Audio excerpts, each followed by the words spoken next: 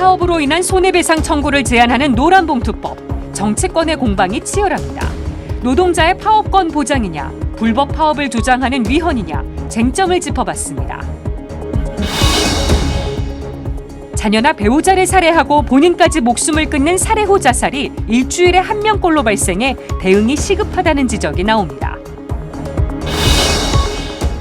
생명운동에 대한 공로를 인정받아 보건복지부 장관 표창을 받은 한마음 한몸 운동본부 생명운동센터 임수현 스텔라님을 만나봅니다. 국적도 소속도 다른 사제와 수녀들이 사물놀이패를 만들어 화제입니다. 이주민과 난민의 날 행사에서 흥겨운 무대를 선보인 사목자들을 만났습니다.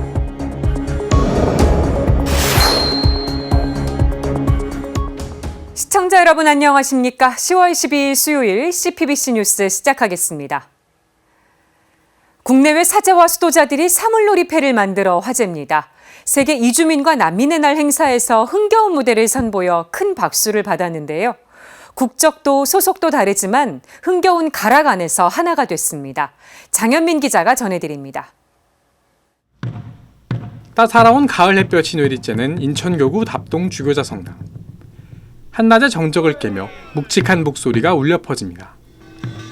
이어 신명나는 꽹과리 소리를 신호로 네 악기들이 함께 흥겨운 장단을 만들어냅니다.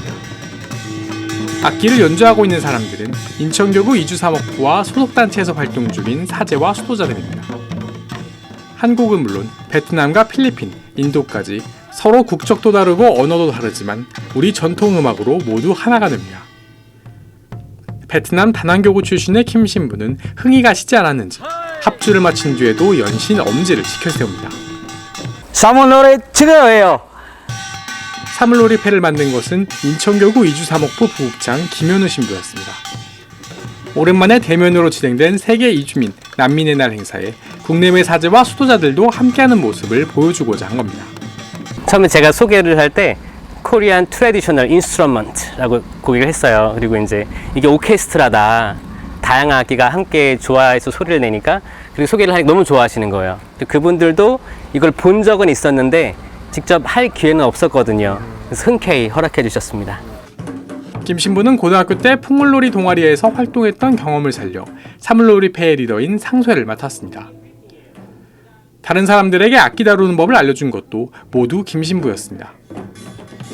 한 달가량의 맹렬한 연습 끝에 선 무대.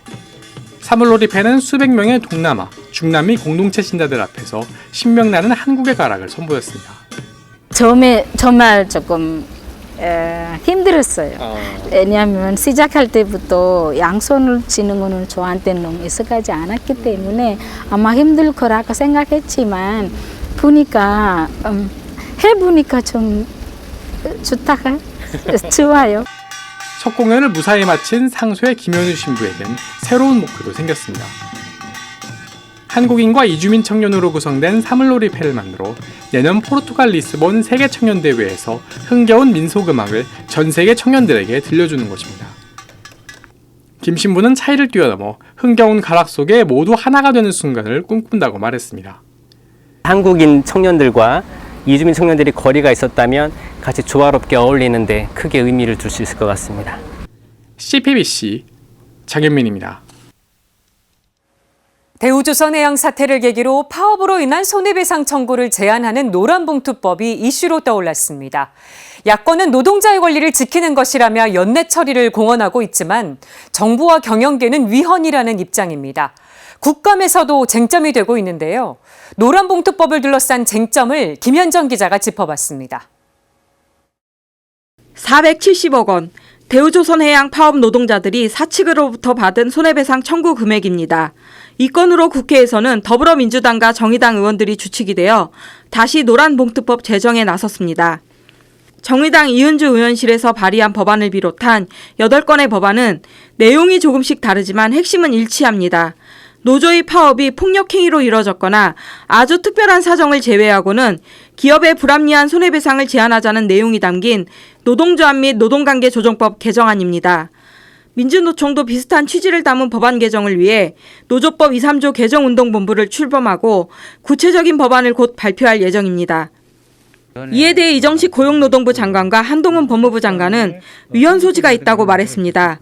김문수 신임 경제사회노동위원회 위원장도 문제가 많은 법이라고 극렬히 비판적인 입장을 보여 노동계와 경영계, 여당과 야당 간의 치열한 입법 갈등이 예상됩니다. 법안을 추진하는 야당은 국정감사 이후 심사에 들어가 12월 정기국회에서 반드시 통과시키겠다는 입장입니다. 학계에서도 사측의 손해배상 청구 자체를 제한하는 이 법안은 위헌이라고 보는 입장도 있습니다. 불법 점거 농성이건 뭐 이런 것들을 통해 가지고 종래 실질적으로 노사 간의 협의를 통해 가지고 손해배상을 안 하고 넘어간 경우들이 많기는 하더라도 이걸 아예 법적으로 하지 못하도록 하겠다. 다시 말하면 불법적인 점거 농성은 얼마든지 해도 된다. 이거는 저는 상식적으로 납득하기 어려운 법이라고 보고, 이게 합헌이라고 한다면 결국 불법과 합법의 경계 자체가 무너져 버린다. 반면 기업이 지금처럼 파업한 노동자에게 거액의 손해배상을 청구하는 것은 사실상 헌법이 보장하는 기본권을 무력화시키는 것이라고 보는 견해도 다수입니다. 통상적인 그러니까 단체 행동권 행사로 인한 통상적인 소위 이제 손해 부분은 그건 따지면 안 되는 거고 이제 그 이상으로 뭔가 특별한 손해가 발생하거나 또는 뭐 소위 이제 뭐 폭력 행사로 인해서 뭐 공장 기계들이 뭐 고장이 나거나 그런 경우에는 소위 이제 뭐 특별한 손해 부분에 있어서는 입증이 되면 소위 뭐 손배소가 가능할지도 또 모르겠지만 지금 이제 사람들이 잘 모르는 거는 단체 행동권 파업권 자체가 일정한 소위 경영자 측의 손해를 예정하고서 이미 헌법의 기본권으로 들어와 있다는 거죠. 한편 프랑스에서도 1982년 이와 비슷한 법안 제정 움직임이 있었을 때 프랑스 헌법위원회는 파업이라고 해서 일체의 손해배상 소송을 제기할 수 없게 한다면 평등권 위반이라고 결정한 전례가 있습니다. 다만 한국의 대법원에 해당하는 프랑스 파기원은 노동자 파업으로 인한 경영자의 손해배상 청구를 아주 엄격하게 예외적으로 인정하고 있습니다. CPBC 김현정입니다. 자녀나 배우자를 살해하고 본인까지 목숨을 끊는 살해 후 자살이 일주일에 1명꼴로 발생하고 있습니다. 정부 차원의 대응이 시급하다는 지적이 나옵니다. 김형준 기자입니다. 국내 살해 후 자살 문제는 흔히 동반 자살이라는 개념과 혼재돼 왔습니다. 하지만 살해 후 자살은 본인의 의사와 관계없이 목숨을 잃게 된다는 점에서 동반 자살의 개념과는 분명한 차이가 있습니다. 더불어민주당 인재근 의원에 따르면 2013년부터 8년간 살해 후 극단적 선택을 한 이들은 416명입니다. 한 해 평균 52명으로 일주일에 한 번꼴로 비극이 이어지고 있는 겁니다. 특히 아동의 경우 지난해 학대로 인해 사망한 아동 가운데 35%가 살해 후 자살 혹은 시도 사건으로 목숨을 거뒀습니다.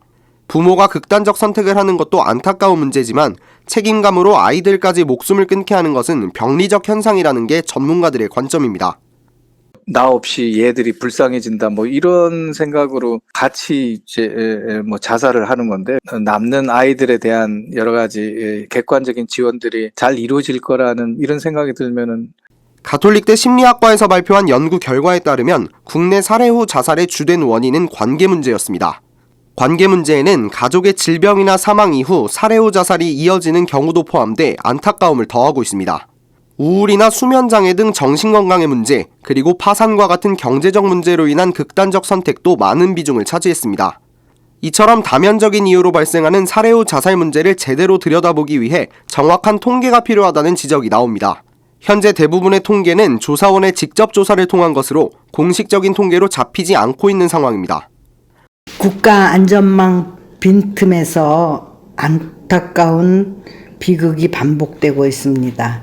정부는 이런 사례를 관리하고 분석해서 위험 요소를 없애고 사각지대를 개선해야 합니다. 자살 문제가 개인만의 문제가 아닌 만큼 살해 후 자살의 원인을 해결해 줄 수 있는 정책이 시급하다는 지적도 나옵니다.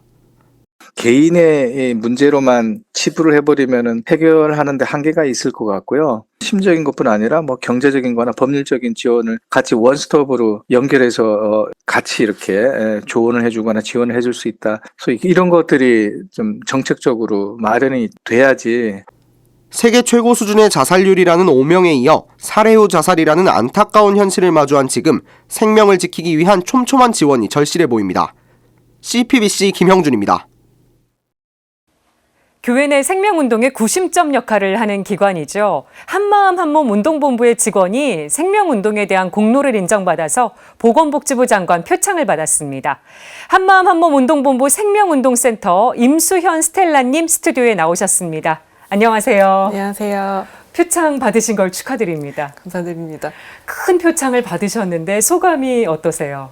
사실 이제 저의 공로라기보다는 생명운동을 함께하고 있는 실무자들의 공로라고 생각해요. 네. 그래서 많은 분들이 이제 관심을 가져주시고 동참해주신 덕분이라고 생각합니다. 네. 한마음 한몸 운동본부에서 일한 지는 얼마나 되셨습니까? 제가 2017년에 입사를 했으니까요. 지금 5년이 넘어가고 있어요. 아, 그러시군요. 한마음 한몸 운동본부에서 하고 있는 일이 정말 많습니다. 네, 네. 그 중에서도 생명운동센터에서 하고 계신 일 좀 소개해 주시면 좋겠습니다. 네, 저희 생명운동센터에서는 이제 장기 기증과 조혈모 세포 기증에 대한 인식 개선과 이런 참여 독려를 위해서 본당, 대학교, 군부대 등에서 캠페인을 전개해 오고 있고요. 그리고 장기 기증자와 기증자 유가족, 그리고 기증 희망자, 사후 관리 차원에서 예우 행사를 지속적으로 시행해 오고 있습니다. 네. 또 이제 저희가 그 경제적으로 어려운 상황에 놓여 있는 환자들을 위한 치료비 지원 사업도 진행을 하고 있어요. 네, 생명을 살리는 일을 정말 전방위적으로 하고 계신데, 근데 코로나19 시기 동안 사업 추진이 쉽지 않으셨을 것 같기도 합니다. 지난 3년 동안 어떠셨는지. 이제 코로나19가 확산되면서 사실상 대면 캠페인을 통한 기증 희망자 모집을 한다든지 생명나눔 홍보에 제약이 컸습니다. 네. 그래서 이제 비대면 방법으로 생명나눔을 홍보할 수 있는 방법을 강구하게 되었고요. 이제 많은 사람들이 볼 수 있도록 지하철역에 광고를 게재하거나 또 이제 생명나눔에 대한 메시지를 담은 영상을 제작해서 이제 TV 광고로 송출하는 등 다양한 그런 매체 홍보를 시행을 했습니다. 네. 그리고 이제 온라인 기증희망 등록 이벤트도 시행해서 많은 분들이 온라인을 통해 편리하게 참여하실 수 있도록 기증희망 등록을 유도하기도 했습니다. 네, 장기 기증을 기다리는 환자는 많은데 지금 코로나19와 맞물려서 기증 등록자는 줄었다고 들었습니다. 안타까운 상황인데 좀 개선할 수 있는 방법 없을까요? 2021년 기준으로 장기 이식 대기자는 이제 4만 명이 훌쩍 넘었고 뇌사 기증자는 442명에 불과했는데요. 네. 장기 이식 대기자는 해마다 증가하고 있지만 뇌사 기증자는 턱없이 부족한 실정입니다.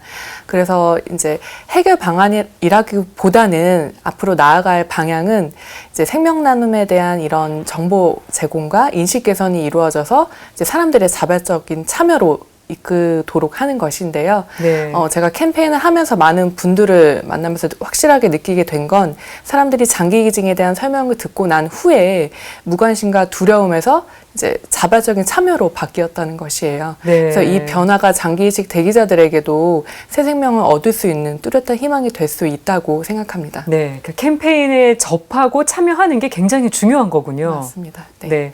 온 국민이 참여하면 좋겠지만 일단 천주교 신자들부터라도 생명운동에 더 적극적으로 참여를 하면 좋겠는데요.